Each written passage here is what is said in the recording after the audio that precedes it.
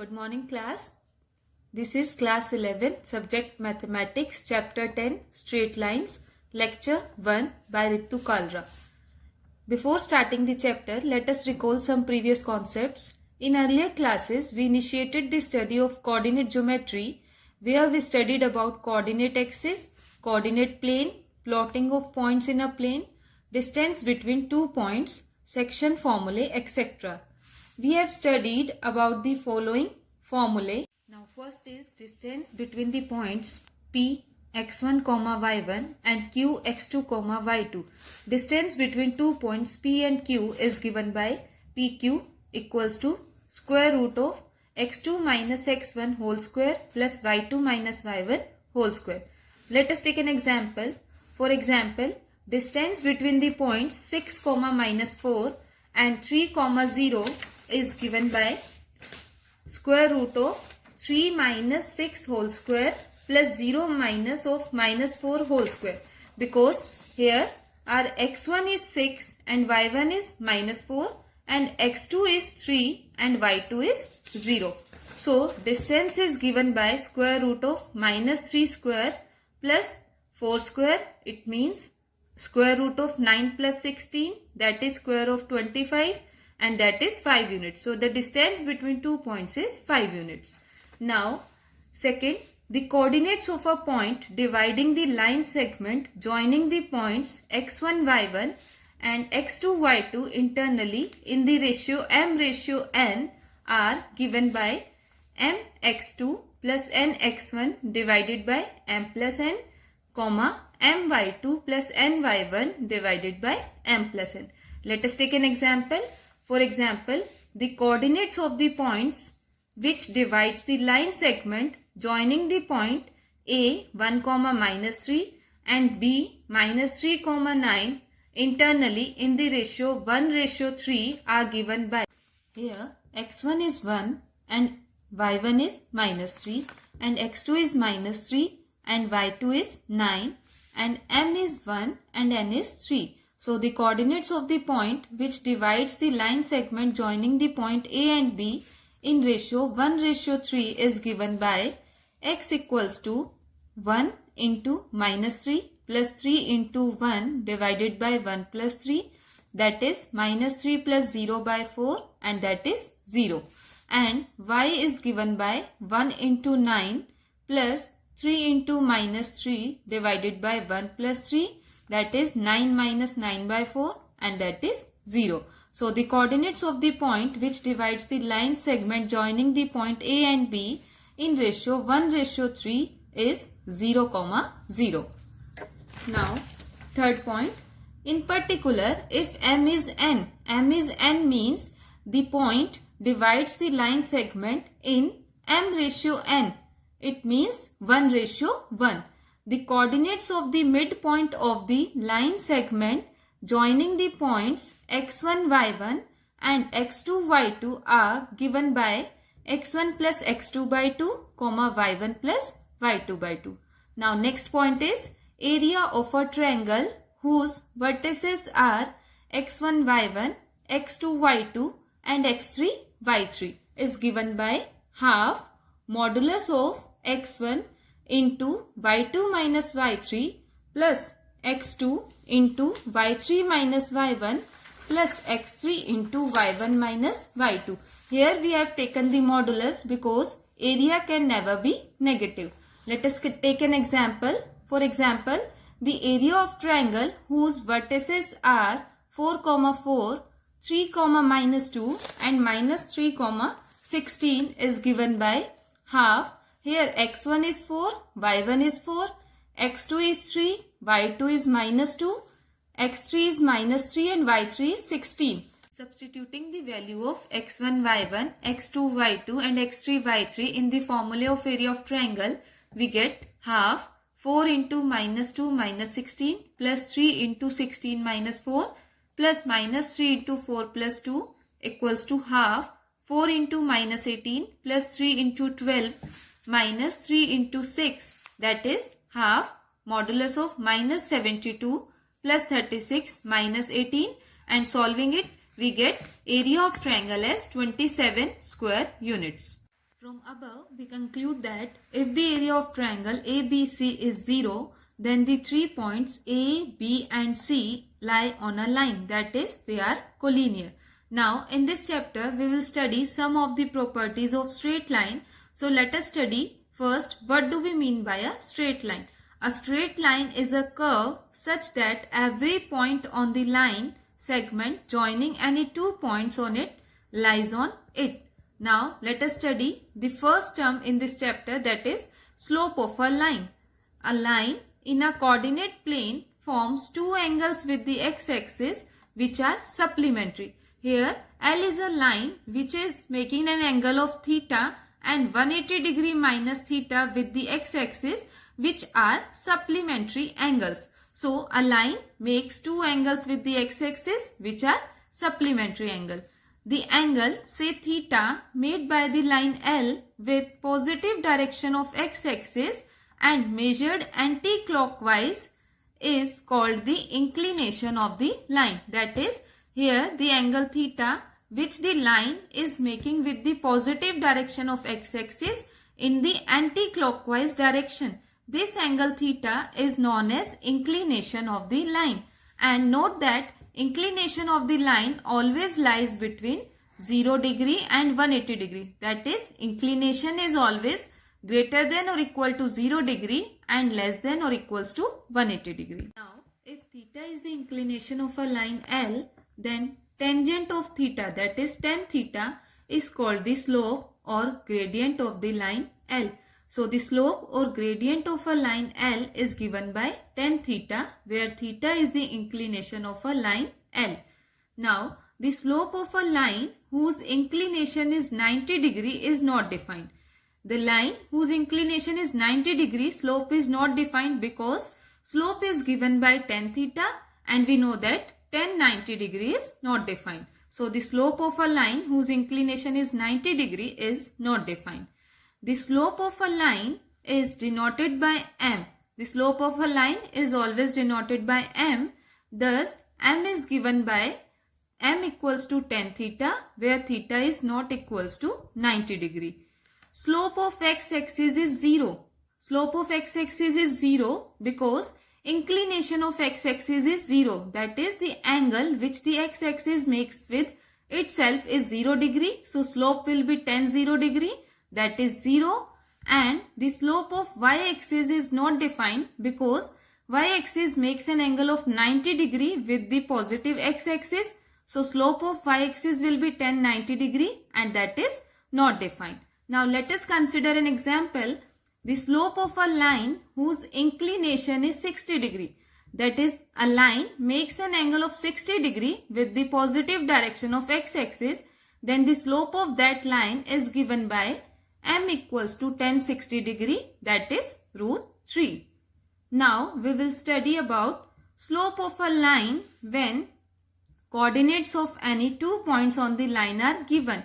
We can also find the slope when the coordinates of any 2 points on the line are given. So, let us consider, let Px1, y1 and Qx2, y2 be any 2 points on the non-vertical line L whose inclination is theta. Here the line L is making an angle theta with positive direction of x-axis and P and Q are 2 points on the line L. Coordinates of P are x1, y1 and coordinates of Q are x2, y2.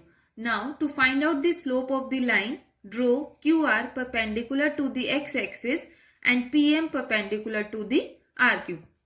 So, QR is perpendicular to the x-axis and PM is perpendicular to RQ. We will find the slope of the line in two cases. The first case when inclination is acute angle and the second case when inclination is obtuse angle. Let us consider the case when the inclination theta is acute. Now here in this figure, angle MPQ is theta. Slope of the line L is given by m equals to tan theta.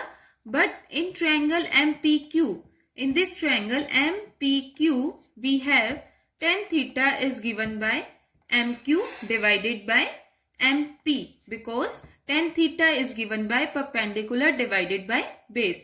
Now here MQ can be calculated as QR minus MR. The value of QR is Y2 and value of MR is Y1. So from here we get MQ equals to Y2 minus Y1.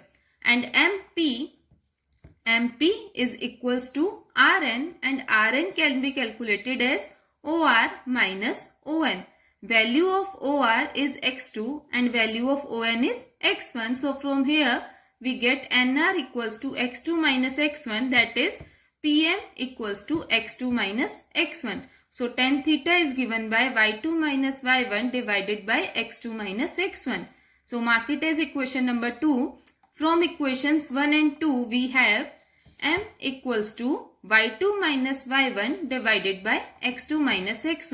Now let us consider the case when inclination is an obtuse angle. So when angle theta is obtuse. So here the line is making an angle theta with the positive direction of x-axis. So this angle will be 180 degree minus theta. So from here we have angle MPQ. Angle MPQ is 180 degree minus theta. So therefore theta will be 180 degree minus angle MPQ. Slope of the line L is given by M equals to tan theta. Substituting the value of theta equals to 180 degree minus angle MPQ, we get M equals to tan theta equals to tan of 180 degree minus angle MPQ. Tan of 180 degree minus theta will be equals to minus of tan angle MPQ, but tan of angle MPQ is given by QM divided by PM. That is M equals to minus of MQ divided by MP. So from the figure we have MQ. MQ is given by QR minus MR, that is Y2 minus Y1, and MP is given by MP is equals to RN, which is given by ON minus OR, that is X1 minus X2. So which is equals to minus of Y2 minus Y1 divided by X1 minus X2 equals to Y2 minus Y1 divided by X2 minus X1. So in both the cases we observe that the slope M of the line through the points X1 Y1 and X2 Y2 is given by M equals to Y2 minus Y1 divided by X2 minus X1. Hence, the slope of a line passing through 2 points x1 y1 and x2 y2 is given by y2 minus y1 divided by x2 minus x1. So, let us consider an example. For example, the slope of the line passing through the points 3, minus 2 and minus 1, 4 is given by, here m is given by y2 minus y1 divided by x2 minus x1, and here x1 is 3, y1 is minus 2, x2 is minus 1 and y2 is 4. So substituting the value of x1, y1 and x2, y2, we get m equals to 4 minus of minus 2 divided by minus 1 minus 3, that is 4 plus 2 divided by minus 4, and that will give us minus 3 by 2. Hence, the slope of the line passing through these 2 points is given by minus 3 by 2. Now, conditions for parallelism of lines in terms of their slope. Here we will find out the condition of parallel lines in terms of their slope. Suppose non-vertical lines L1 and L2 have slopes M1 and M2 respectively. Let their inclination be alpha and beta respectively. Here L1 and L2 are two lines making an inclination of alpha and beta, that is L1 is a line which is making an angle alpha with positive direction of x-axis, and L2 is a line which is making an angle beta with the positive direction of x-axis. Now we will find out the condition when these two lines are parallel. So let us consider if the line L1 is parallel to the line L2. So if L1 is parallel to L2, then their inclinations are equal, that is alpha is equals to beta. So if L1 is parallel to L2, then alpha is equals to beta because these form pair of corresponding angles, and hence tan alpha is equals to tan beta. So if alpha equals to beta, then tan alpha equals to tan beta, but tan alpha is the slope of the line L1, that is M1, and tan beta is the slope of the line L2, that is M2. So from here we get M1 is equals to M2, that is their slopes are equal. So if two lines L1 and L2 are parallel, then their slopes are equal. Now conversely, if M1 is equals to M2, that is if slope of two lines are equal, then M1 is equals to tan alpha and M2 equals to tan beta. So here tan alpha is equals to tan beta. By the property of tangent function between 0 degree and 180 degree, we get alpha is equals to beta. Therefore, the lines are parallel. Here alpha equals to beta, but these form pair of corresponding angles. So the lines L1 and L2 are parallel. So from here we get two non-vertical lines are parallel if and only if their slopes are equal. Conditions for perpendicularity of lines in terms of their slope. Here we will find out the condition when two lines are perpendicular in terms of their slope. So if the lines L1 and L2 are perpendicular, here L1 and L2 are two lines which are perpendicular, means the angle between L1 and L2 is 90 degree, and alpha is the inclination of the line L1 and beta is the inclination of the line L2, then beta equals to alpha plus 90 degree. Here beta equals to alpha plus 90 degree, we get this as in triangle ABC. In this triangle ABC, angle beta is the exterior angle. So by exterior angle property, beta is equals to 90 degree plus alpha. Therefore, tan beta equals to tan alpha plus 90 degree, as beta we have calculated above is alpha plus 90 degree.